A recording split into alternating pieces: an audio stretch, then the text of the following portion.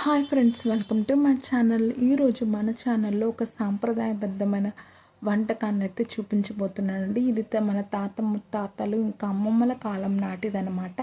దీన్ని దప్పలం అని చెప్పేసి అంటారు. ఇది కర్ణాటక ఇంకా తమిళనాడులో బాగా ఫేమస్. ఆంధ్ర సైడ్ దీన్ని ముక్కల పులుసు అని చెప్పేసి అంటారనమాట.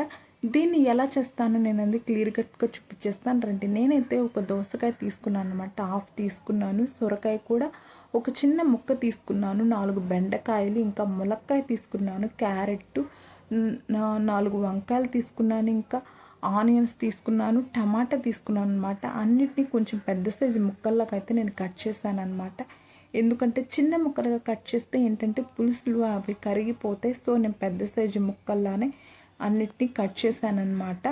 ఫైనల్గా నేనైతే ఇది ఎలా చేస్తాను ఏంటని క్లియర్ కట్గా చూపిస్తానండి. చాలా అంటే చాలా టేస్ట్గా ఉంటుంది. ఒక నిమ్మకాయ సైజ్ అంత చింతపండు నేను తీసి నానబెట్టుకుని గుజ్జు తీసి పెట్టుకున్నాను. దీనిలో అయితే మసాలా యూజ్ చేస్తామన్నమాట. అది వచ్చేసి నేను మెంతులు, ఇంకా జీలకర్ర, ధనియాలు, నువ్వులు అయితే వేపేసుకున్నాను అనమాట. బాగా వేపేసుకున్నాక దీన్ని అయితే మిక్సీ అయితే పట్టేసానండి. ఈ పౌడర్ యూజ్ చేయడం వల్ల పులుసు అనేది చాలా అంటే చాలా టేస్టీగా ఉంటుంది. సో నేను తాలింపు పెట్టబోతాను. తాలింపులో కడాయి పెట్టేసుకొని నేనైతే ఇప్పుడు 2 టేబుల్ స్పూన్ ఆయిల్ అయితే వేసుకున్నానండి.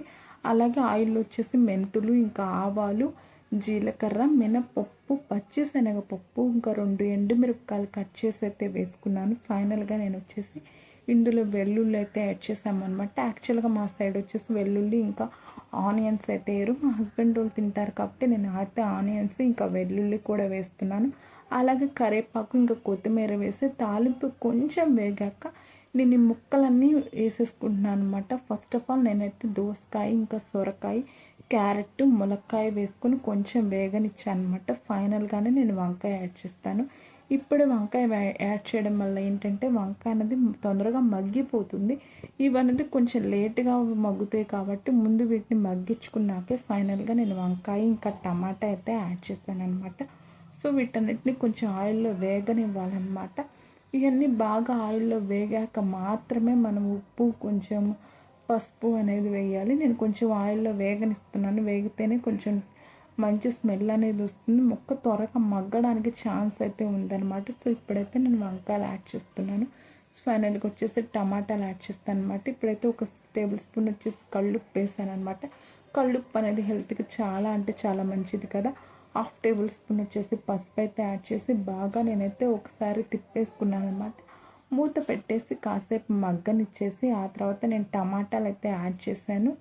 టమాటాలు యాడ్ చేశాక నేను ఫైనల్గా కారం వేసి మూత పెట్టేసి కాసేపు మగ్గనిచ్చానండి. ఇందులో వచ్చేసి ఏంటంటే ఇది తిరుమల తిరుపతి దేవస్థానంలో కూడా పెడతారనమాట. అది గుమ్మడికాయతో పెడతారండి. చాలా అంటే చాలా టేస్ట్గా ఉంటుంది దప్పలం అనేది. మన సైడ్ ఏంటంటే గుమ్మడికాయ ఇప్పుడు దొరకదు, సంక్రాంతి టైంలో దొరుకుతుంది కాబట్టి మేము సంక్రాంతి టైంలో గుమ్మడికాయ వేస్తే పెట్టుకుంటామన్నమాట. ఇప్పుడైతే గుమ్మడికాయ కాకుండా మిగిలిన కూరగాయ ముక్కలు మన దగ్గర ఏమైతే ఉన్నాయో అవన్నీ వేసి పులుసు అనేది పెట్టుకోవచ్చు. చాలా అంటే చాలా టేస్ట్గా ఉంటుంది. ఇప్పుడు నేను చింతపండు పులుసు ఇందులో యాడ్ చేశాను అనమాట.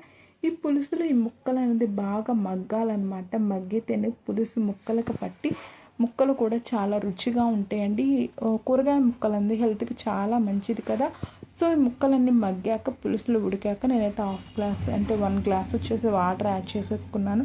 ఆ తర్వాత ఏ మసాలా అయితే ప్రిపేర్ చేసుకున్నానో అదైతే వేసి బాగా ఒకసారి తిప్పి మూత పెట్టి ఒక 5 నుంచి 10 మినిట్స్ బాగా పులుసు అనేది మరగాలన్నమాట. మరిగితేనే టేస్ట్ అనేది చాలా అంటే చాలా బాగుంటుంది. నూనె పైకి తేలాలన్నమాట. ఇప్పుడు ఉప్పు, కారం మనం ఏదైతే వేసామో పులుసు అది కరెక్ట్గా సరిపోయలేదో అనేది ఒకసారి చెక్ చేసుకోవాలన్నమాట. చెక్ చేసుకుంటేనే చాలా బాగుంటుంది. నేను ఫైనల్గా ఇంగు కూడా వేసాను అనమాట. ఇంగులో అనేది జీర్ణ వ్యవస్థకి చాలా మంచిది కదా. ఇది వేయడం వల్ల మంచి స్మెల్, మంచి అరోమా వస్తుందన్నమాట. నిజంగా టేస్ట్ అనేది కూడా చాలా బాగుంటుంది. గుళ్ళో మనకు అన్నదానాలు జరుగుతుంటాయి కదా. సో అక్కడ మనకి అన్నదానాలు ప్రసాదం పెడతారు కదా, ఎంత బాగుంటుందో అంత టేస్ట్గా